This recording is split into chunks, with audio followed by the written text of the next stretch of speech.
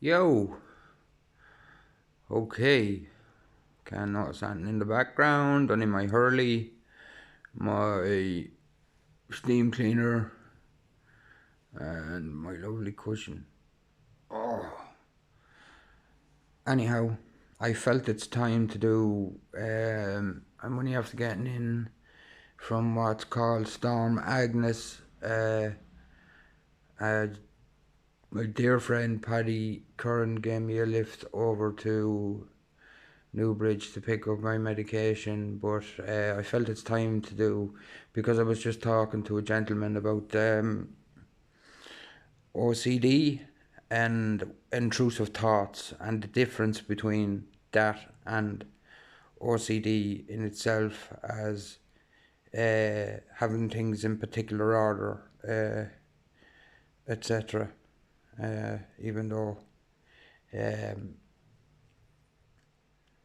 that is a certain theme of OCD, but the intrusive thoughts is on a different scale um, altogether. So, um, further ado, further ado. My name's not Kemi anyway. By the way, try and get this up on YouTube. But yeah, I've had OCD, intrusive thoughts, since I was a kid, since I can remember. My first OCD intrusive thought, okay, was when I'd walk by a certain bag of confectionery, Tato. But if this goes on YouTube, people aren't gonna know. It's Tato. Certain bag, empty bag. And if back in the 80s, it wasn't like it is now. Streets are lovely and clean, but you can see bag Tato lying around here or there, empty. And if I seen one, a particular bag, specific bag, I'd have to pick it up and dump it. If I didn't, I would think my parents were going to die. And it would haunt me and haunt me and haunt me if I didn't get that paper bag. But if I did get the bag and put it in the bin, disposed of it, my parents would be fine. That was my first meeting and my first punch in the face and saying, "I'm here, bully. I'm the bully. I'm the bully. And I'm going to bully you for the rest of your life." So that was my first experience. And that went on for a while. I used to be, say, with my friends, and I'd be walking up the street and I'd see the bag. I'd have to maybe make up a little white lie to my friends. So that was starting to, the coping mechanisms, or you wouldn't even call that a coping mechanism. I would go back and pick up the bag and put it in my pocket, and then I'd go back up and hang out with my friends. We were only kids. All we did was played football. Football.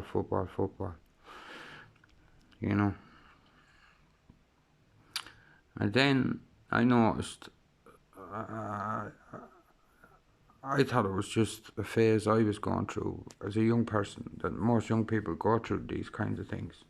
Because I was only about 10, 11. But then I found football. I just went crazy into football. I was just became a goalkeeper and worked really hard and wanted to make it as far as I could as a goalkeeper. And life goes on, and eventually that day my parents did pass when I was 17. And not to go into the whole lot, to stay on track with the OCD, it came back with a bang. But this time it was like a voice, like a command in my head. would tell me to do things like jump out in front of a car if I was walking on the sidewalk, jump out in front of a car. The train was a big one. If I was standing on the train on the sidewalk waiting for the train, or as they say in America, the subway, a train comes flying along, I would get that thought into my head, jump in front of the train. You know, and I was getting all these similar type of thoughts of self-harming. And then I'd get some funny ones, which were really funny, like say I was walking down the street and they're just the normal thoughts that we all get. But like, say a guy would be, council guy could be working, kneeling down at a manhole, and I'd get the thought to probably give him a kick in the butt and knock him down into the hole. And they would still freak me out because I would get this belt of panic and anxiety with them, you know. And I started to recluse from things, stay in, stop going out to training to the club. Used to go training on my own most of the time. So I went to see my GP. I just broke down crying one evening. I couldn't take it anymore. For 3 days I was crying non-stop and holding my stomach for some reason. Now I know that was trauma. I was holding my stomach, and the doctor asked me about the thoughts. He said, well, was I hearing things? No. Was I seeing things? No. Sometimes I said I might think I'm seeing things, but I don't actually see things. He said, okay, and we went through all these questions, and he said, you've OCD, intrusive thoughts, and I said, what is that, like, am I going mad? That's what I think. I think I'm going mad, like I'm losing my mind. I'm going to be put away somewhere, like, for the rest of my life. And he said, no. He said, I'm going to give you a book to read, and read it, and come back to me in 2 weeks, and if it hasn't settled down, I might start on an antidepressant. So that was the deal. The book didn't really work, although I still have the book today, and it did work later on in life. Believe me, it worked. So hold on to them books. And yeah, then I actually went back to him, and he put me on Xanax and Effexor, and I was already used to that kind of high from the Xanax, because I used to be sometimes go out to nightclub and probably take ecstasy, you know, like I wasn't a saint. I drank and partied when I wasn't playing football, you know, and I'm still living still haunted by that. If I had my life to change again, that's one thing I would never have done. I took drugs. So after about 8 or 9 months, I started to come round with the intrusive thoughts. They kind of just vanished. They were like they'd come in and they'd like bounce away, like, you know, as the medication was working. And I finally got off the medication, and I joined the military. For 2 years I was fine, until one day I was walking up through the barracks. Sun was splitting the trees. I had 2 soup canisters, because we were going to the ranges the next day for firing practice, and they were stinking because whoever had them beforehand didn't clean them out. And so one of my NCOs came up. He said that it was me, that I didn't clean them out, and he gave me an earful. Anyways, we were all used to that at that time, you know. That's what you get when you join the army, you know. It's not easy. It's not meant to be easy when you're learning to be a soldier, and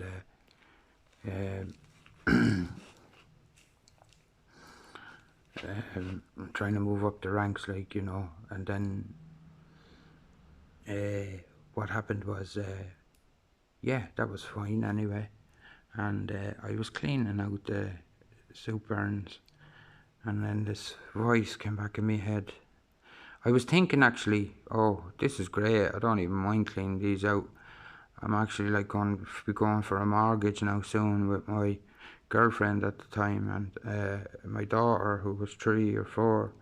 And I said, I'm actually going to go for the mortgage and a meeting, and because I'm in the army and I have a secure job, we should get it, and everything was great. And then this voice came into my head saying, no, I'm back, pal. It's not going to happen like that. He says, what's going to happen is tomorrow morning you're going to lock and load, and you're going to turn the rifle on yourself and blow your head off. That's the voice, the thought came into my head. It played through like a videotape. And straight away I said, oh, no, please, not this. And I just knocked it on the head. And the next morning then we went down to the armory, locked and load, and that's all that was in my head, was turn the gun on myself. Nothing about my colleagues, my comrades. You know, I love them boys, I still do. And so what happened, and girls.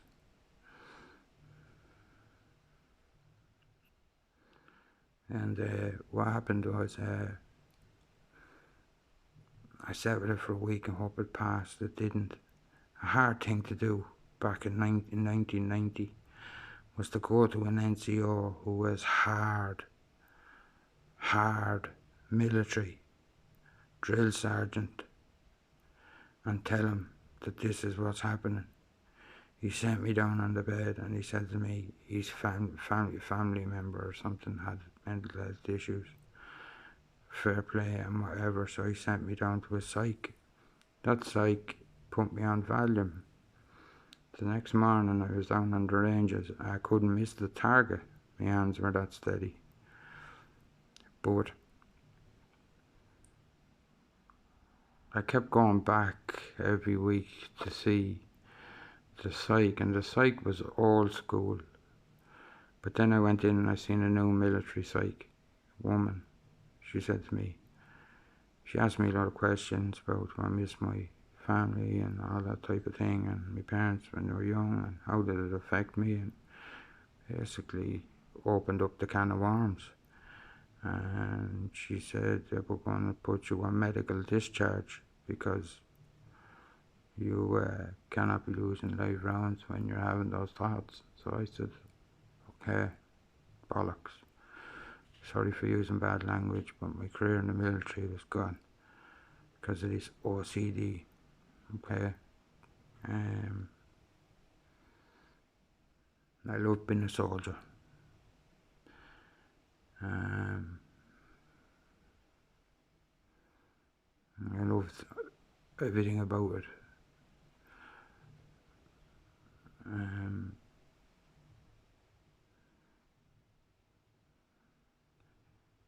still today, I have friends that I trained with 20 years ago. So it took a while for me to get discharged. The paperwork came through. I went back to see the same doctor. He said it's a terrible pity because it was a great career you had and whatever. Put me back on the meds. As soon as I was back on the meds, after a few weeks, started to work again. Intrusive thoughts started to settle down. So I went and started working. I trained to be a carpenter. That lasted for a long time. And then in 2008 I was made redundant because there was an economic collapse, as we call it here in Ireland. As you should know, it was called the boom, the big boom, the crash, the Celtic Tiger, you know, basically a big recession. lots of people lost their jobs, especially the buildings and any construction really suffered, Um, so I decided to go back to school because I left school when my parents were passed away, like when I was younger, and I studied psychology of all things.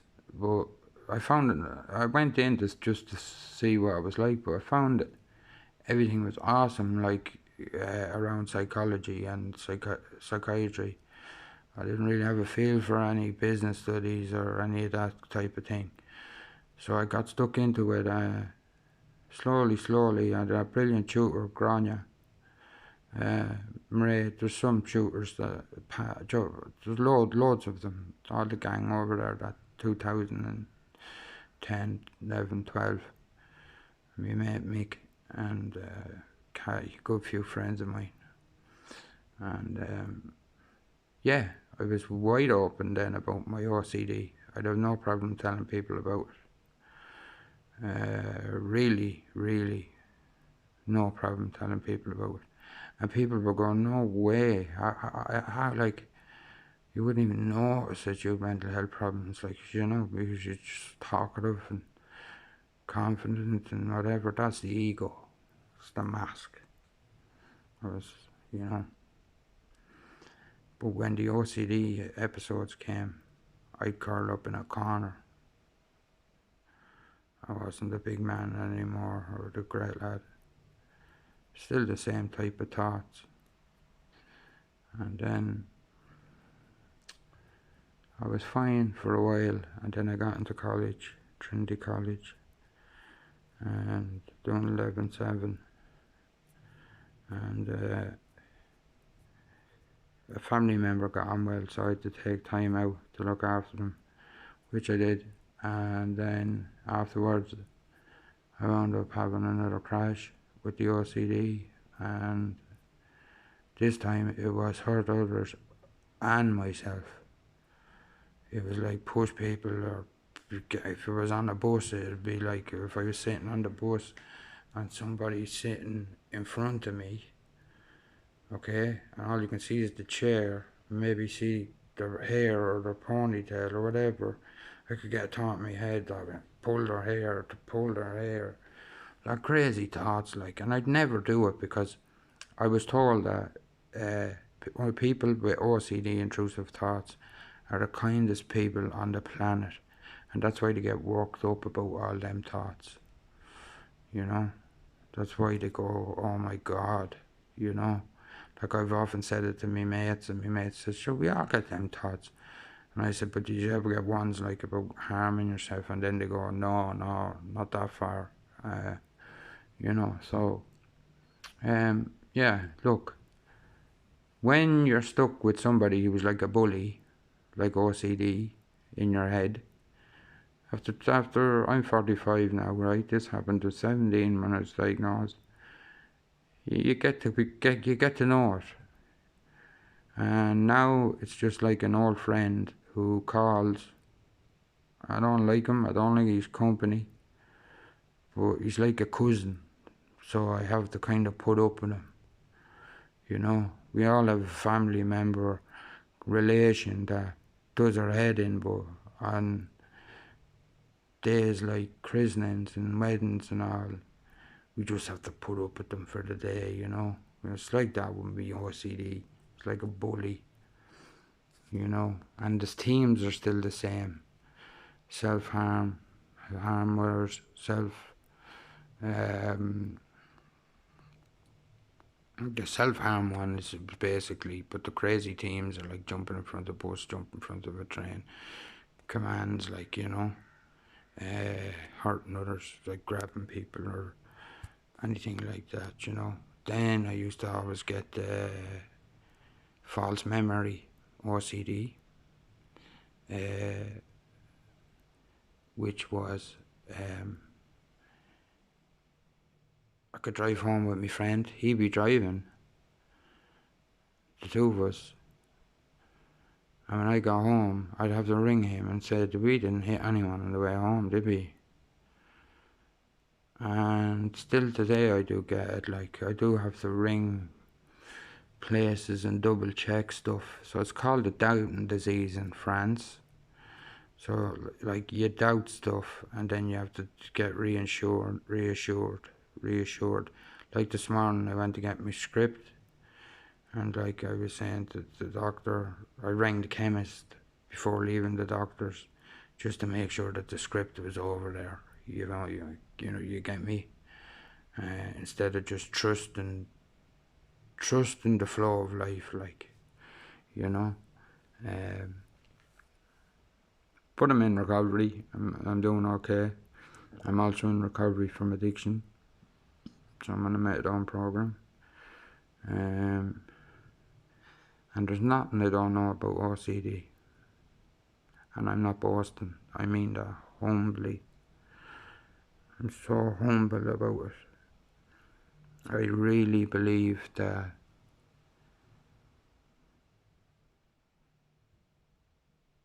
it's a gift from God to be able to understand this now. And I'm a Christian, and I believe that I went through all that suffering for the last 20 years to be able to help people now. Be able to tell people who are sitting at home and are having OCD thoughts, but are afraid of telling the doctor or anybody because they might get locked up in a mental hospital or a mental institution. I hate that word, institution. Scrap that. A hospital for people who suffer with mental health illness or issues. Okay, I've been in one, and I've been in a treatment centre also, which wasn't the right place for me at the time.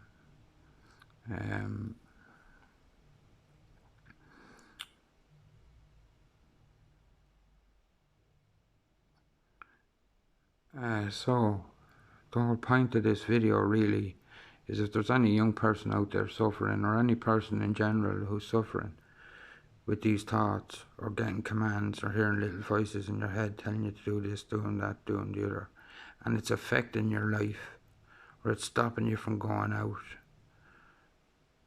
go to the doctors and just tell the doctor what's going on, just like what I've told you, and take it from there, and you'll be back on your feet in no time.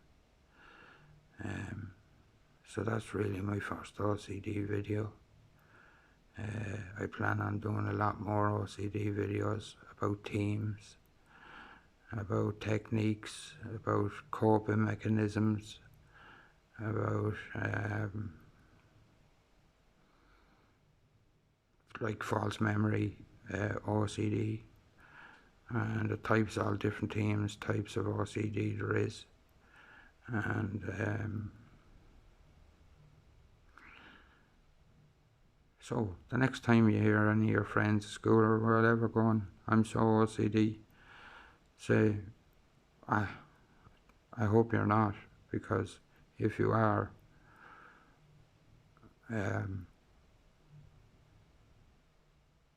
you should get some therapy, It's good to talk. It's really good to talk. Just to say one more thing, I have a friend, Paddy is his name, Patrick Marr. He's qualified in many things, and many things to do with the mind and recovery and rebuilding your life. And he has a book coming out soon. I think it's called Me and My Mental Health, and I just want to give that a shout out. Buy it. Seriously, buy it, because this guy knows his stuff, and I'll be buying it. And I said that I've lived with OCD for over 20 something years and been through all the mental health and all the rest of it, but I'll still buy that book, because there's something you can always learn. And I'll leave it at that. and I'll see you again. And it's Noel Kemmy checking out here. Nickname is Nipper, but if I'm going to be professional about this and do OCD recovery videos, we'll just call myself, we'll just leave it at Noel, okay? So, if you've listened to the whole lot of the video, I hope I didn't bore you. And if you're struggling and hanging in there with the OCD guys, reach out, okay? Peace out, and I'll see you in my next video, okay? Cheers.